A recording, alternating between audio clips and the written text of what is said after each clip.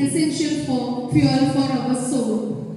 So what do you mean by good food? Good food or healthy food? We all have heard about the word balanced diet. The diet which contains all the important nutrients. The important nutrients such as carbohydrates, vitamins, minerals, proteins, fat, fibers, and water is also coming in that.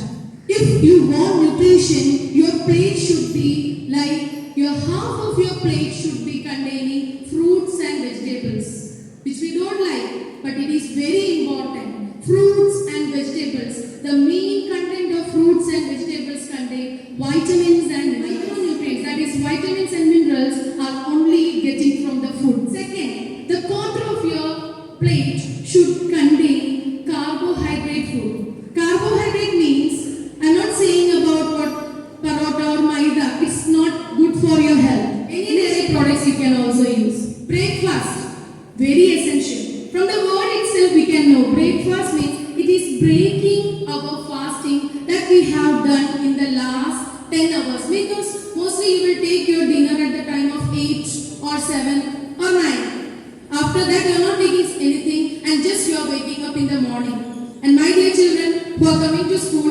most of you skip your breakfast or just eat something randomly. No, breakfast is your brain food. It's you healthy, not only healthy, it's keep you going throughout the day.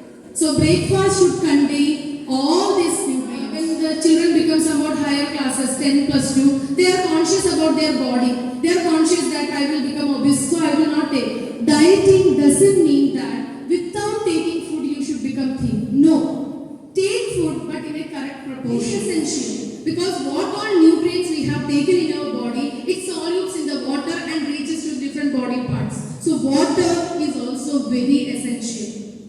Health keeps you going. Health water with proteins and some dairy products. Don't choose food that you